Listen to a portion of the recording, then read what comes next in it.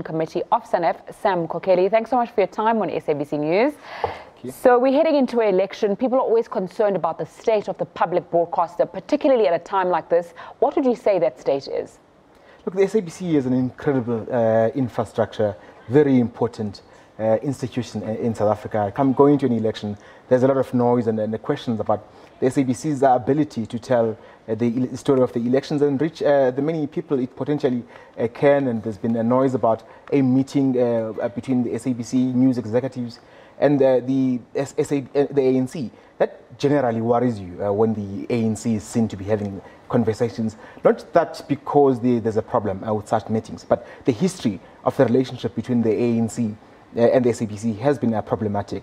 In the past, there have been attempts to lean on the SABC, to put it mildly. So it's such an event will be watched quite carefully. So the SABC is at the center of all the conversations about the media right now. Primarily, one of the primary reasons is that the SABC doesn't have a current board.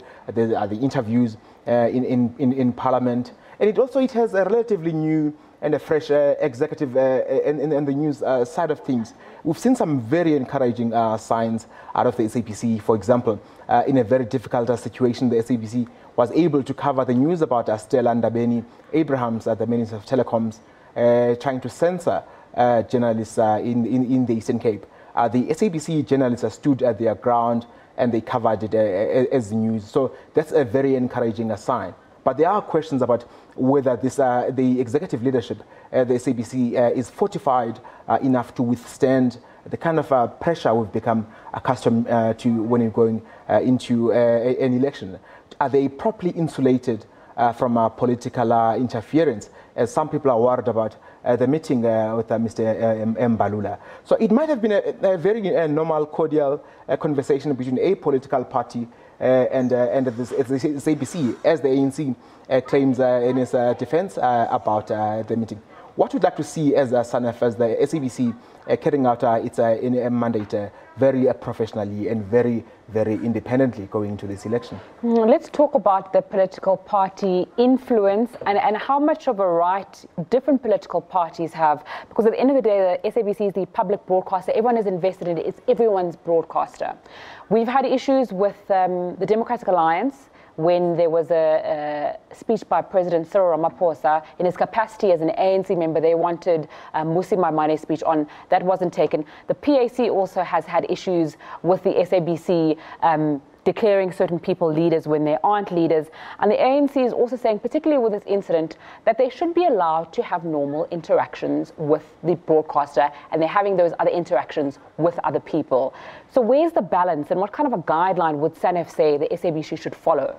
Look, there are two schools of thought about it, that the SABC should be following the representation model in Parliament, where the ANC, if it has a 65%, it should then be afforded 65% of the platforms or airtime.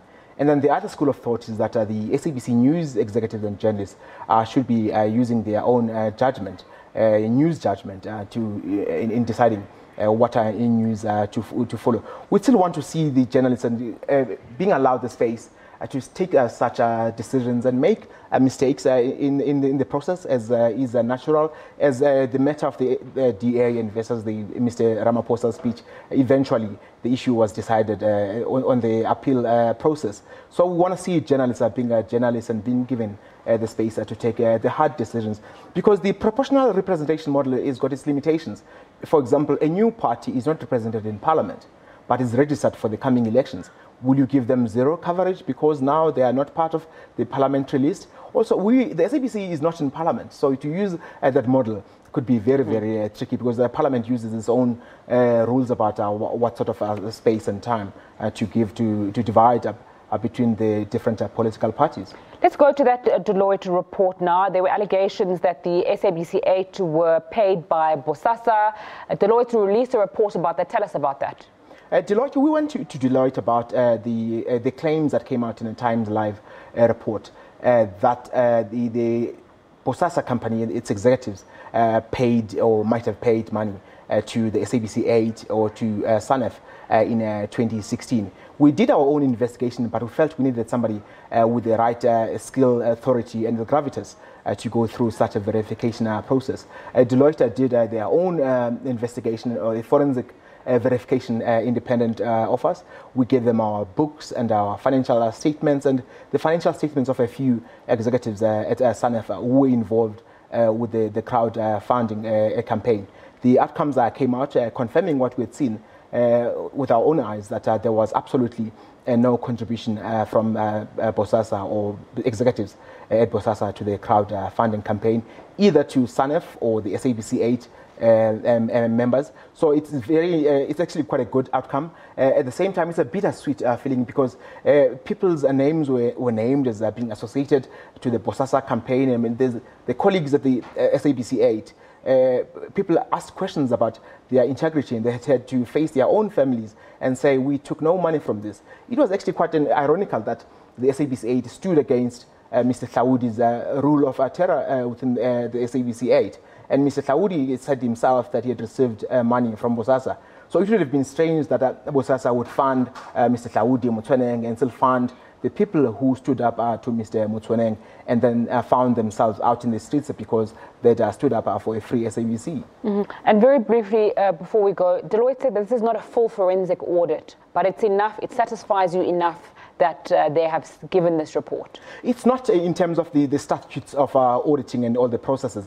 It is absolutely not a forensic audit in that sense, but it's a forensic verification. We're very comfortable with the steps that were taken by Deloitte. We absolutely have no doubt about the veracity of the information they have given us. Thanks so much for your time on SABC News. Mkokeli from SANEF joining us today on issues around the SABC, SABC8 and more.